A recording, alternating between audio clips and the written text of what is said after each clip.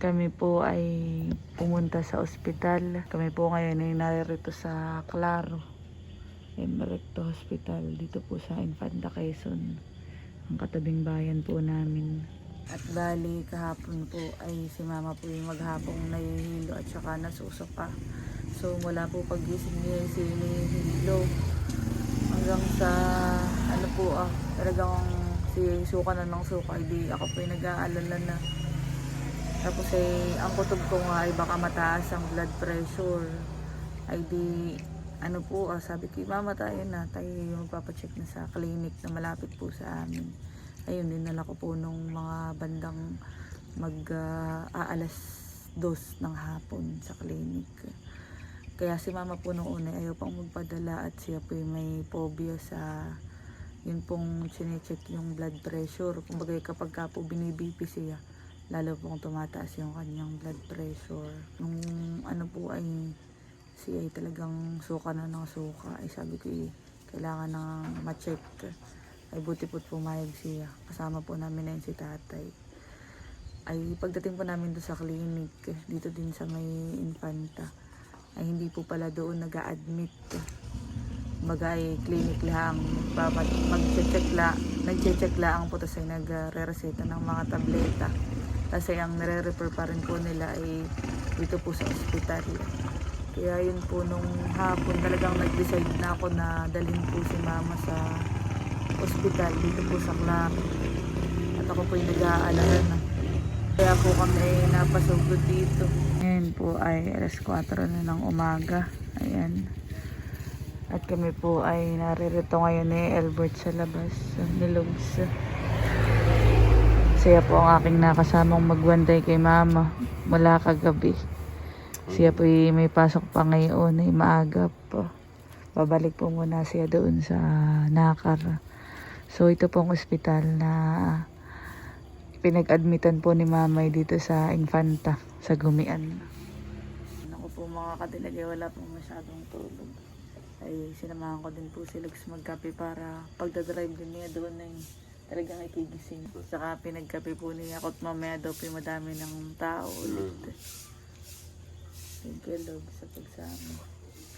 Si Bibi naman po at saka si Indong ay may pasok po. Maagap din. May ROTC si Indong. Tapos si Bibi po ay may program sa school. Pero mamaya sila na. Si Lugs po ay nag-volunteer na, yun nga, samahan po ako. Si Papa naman po ay nagpaalam na sa trabaho. Si Paluwas na din mamaya. Si Mama po ay nadodoon sa loob ngayon. Siya po ay bago pa lang din nakakatulog at kanina ay parang si Mahay, parang yun. Tsaka minomonitor po yung BP niya. Ay sa awa naman po ng Diyos ay bumababa na po kahit papaano. Hindi katulad noong unang sobrang taasan. At ako po magkakape na. Si mama naman po ay naroon nga bago pa lang siya nakakatulog. At saka ako ay nagsabi siya na may kahit papaano ano na. Ayos na yung pakiramdam kumpara kahapon Lugs.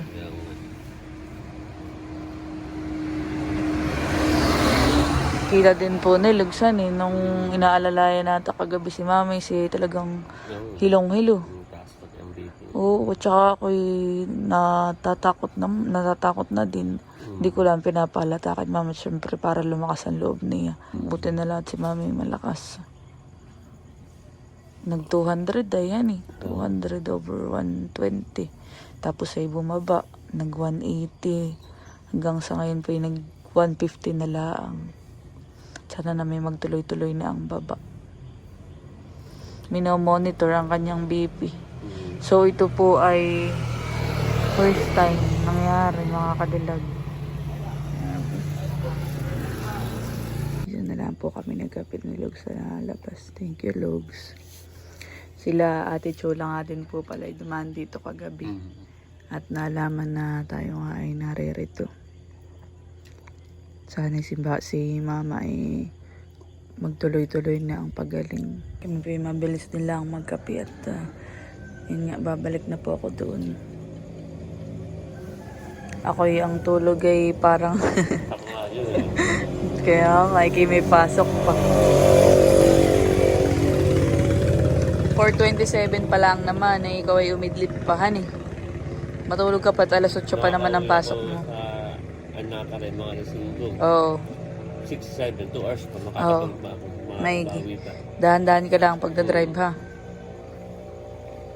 Ay ano ka na doon. Okay, babalik na doon. Sa loob. Alis ka na. Ingat. Hanap na rin po ako sa loob. Maliwanag na po mga kadilag at ako po'y lumabas dahil bibilang ko si mama ng lugaw.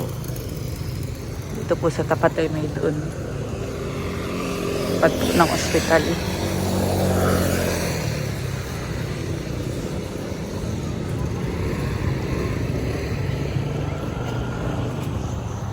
May lugaw pa po. Nabilang ko na po si mama ng lugaw.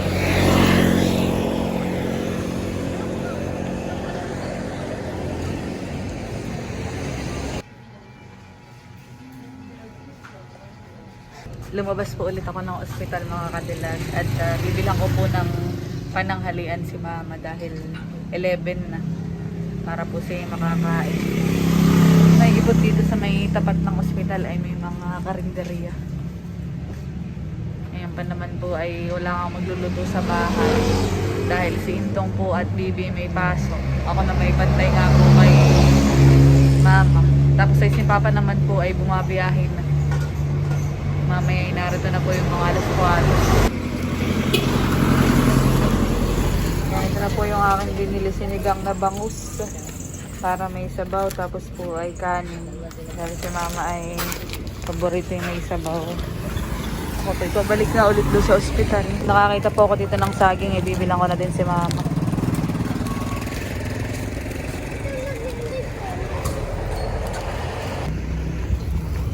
Ito na po yung aking binili.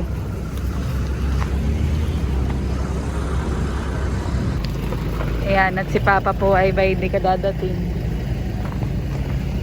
Galing sa biyahe. Nandun na si Mama sa loob po. Asa din doon? Nandoon din sa loob. Saan sa banda? Dito po ang pasok.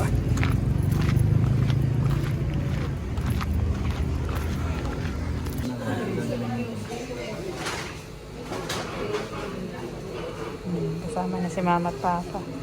Ako po ipabalik na din muna.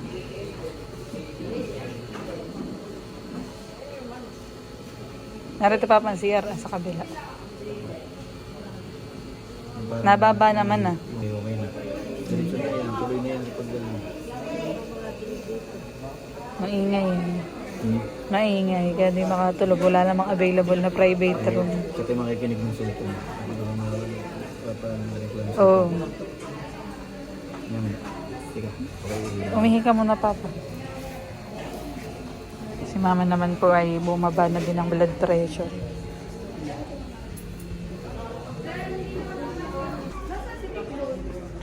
Si Mama po ay i-observe at kapag nagtuloy-tuloy po yung pagbaba, hindi na po siya i-confine at hindi na din nililipat sa taas. Sana naman po ay bumaba na ng tuluyan. Nababa naman na po. Papa lang po ay nag-toilet. Papa iyan ikuan, minomonitor kada oras po yung may nagra-rounds dito na na nurse.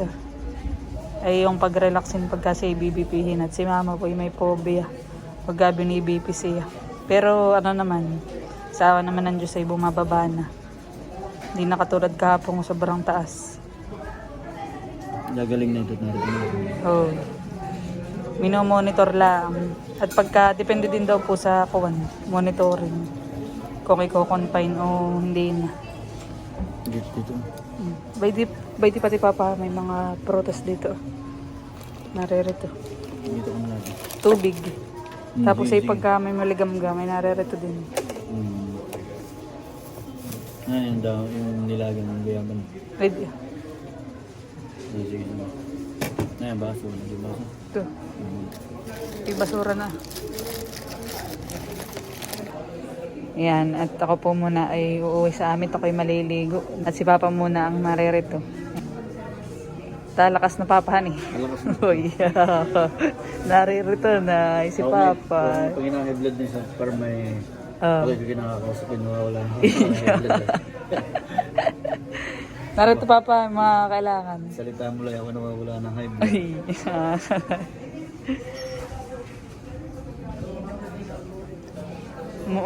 monitor. Dahil may pag-monitor ka, may yung pang-taping digital. Kahit papaano po si Mama ay ano na, nakakapag ano na, nakakapagkwentuhan, nakikipagkwentuhan na. Kahapon ay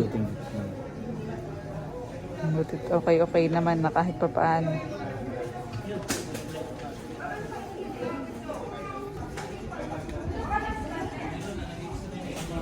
Taka papay uuwi na muna po sa atin.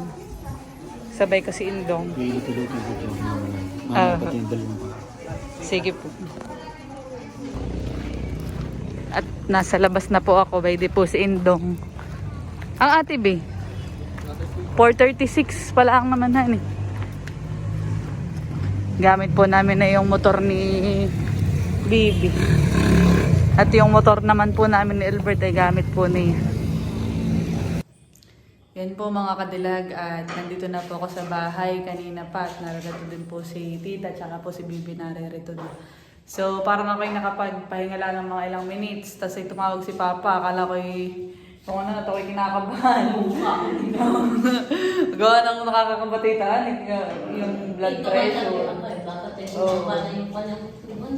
Ay good news at si Mama ay ano na okay na stable na ang kanyang blood pressure. Siya ay 140/90. Ay yun daw ay okay na sabi ng doktor at pwede na daw ilabas. Ay kami pupunta doon ngayon. Dito po ako nakakapag-base. Magpapalit lang po ako ng damit.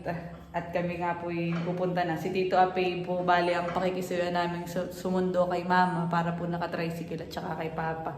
Ako na may magmumotor. Kasamahan daw po ako ni Albert, ni Luz po. Kaya yun. Oh, thank you Lord. Thank you Tala. Magaling na sino? Si Tita? Tita Ke? Tingin sa tindahan. Mga kadilag at ako po ay nakapagbihis na. Pupunta na din po ako dun sa ospital. At sasamahan daw nga po ako ni Kagwapo lang. At nandito na po ako sa Anuli. At pwede na po si Lux. Nasabi ko na din kanina na i-discharge na si Mama. Thank you Lord.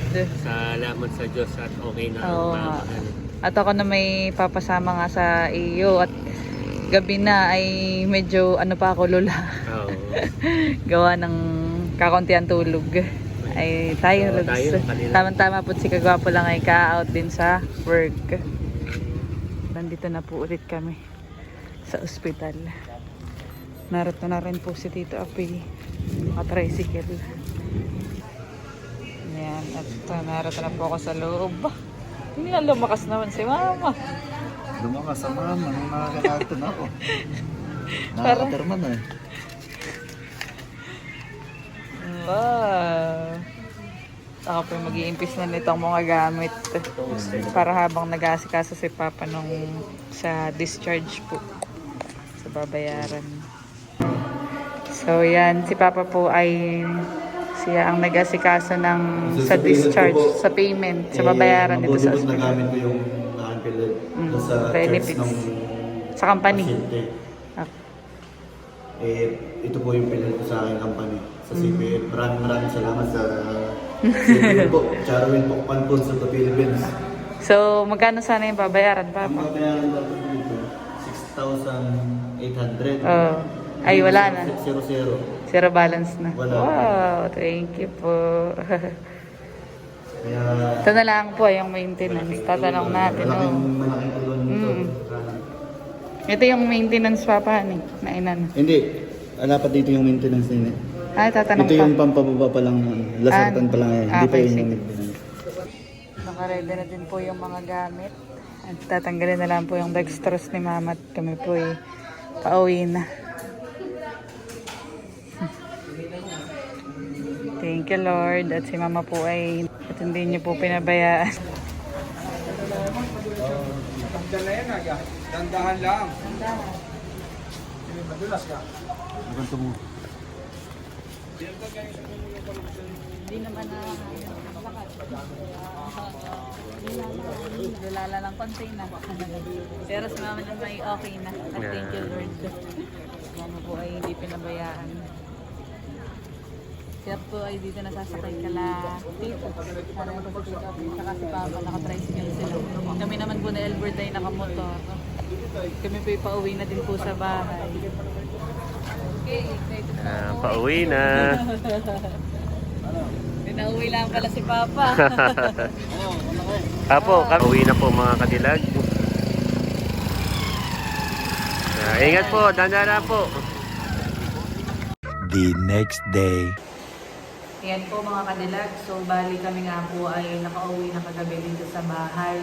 At sa ngayon po ay si mamay natutulog, nagpapahinga. Babawi po siya ng tulog dahil dun po sa ospital ay hindi siya masyadong nakatulog. At yun naman po sa kanyang blood pressure ay sinecheck at minomonitor po namin. Meron naman po ditong digital na pang BP. Yun po ay kalatatay. Kaya po kaninang umaga ay na-check naman na at mababa pa rin naman po. Pero i-observe pa rin po yun. So, bali sa Monday din po ay babalik si Mama, kami po nila Papa sa ospital dahil may mga itetest pa rin po kay Mama. At nakadepende po doon kung siya po ay magme-maintenance. Pero ano po parang mas maganda na mag-maintenance na nga po si Mama para sigurado. Sasabihin din po namin din sa doktor. Gawa ng sila Mama po ay may lahi ng may high blood.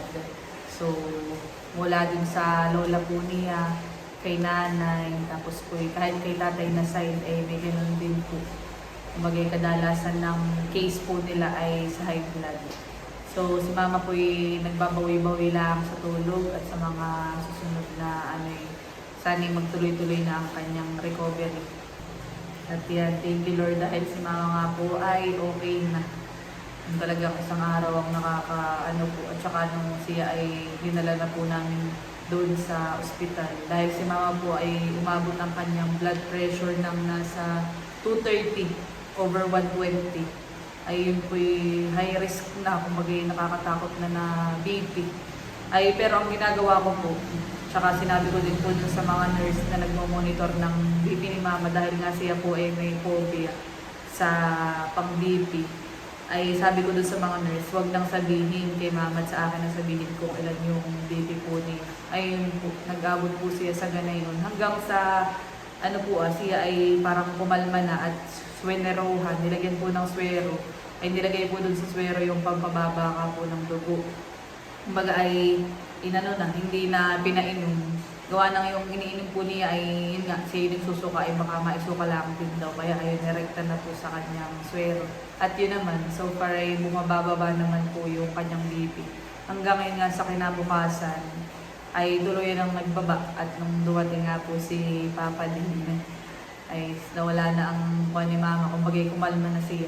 Noon pong unang araw, nung dinala ko po siya sa ospital nga, at nagpa-assist na din po ako sa ambulance po dito sa amin. Ay si Mama talaga po yung hilong-hilo. Kinukwento din po niya sa akin yung daw pong na-experience niya.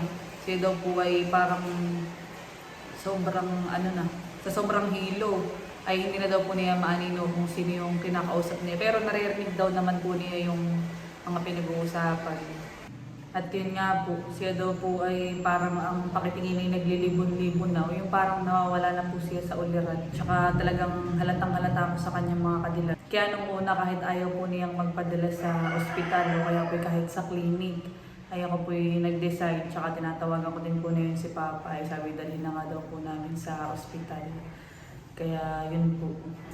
Tapos po habang nung kami pipapunta na doon, nung kami nasa ambulance ay ako po kinakabahan. Hindi ko po pinapahalata kay Mama para kung mag-si kumalma. Tsaka kahit po doon sa ospital, kapag ka po binibibi po siya, hindi ko nga po pinapasabi kung ano yung eksaktong BP niya.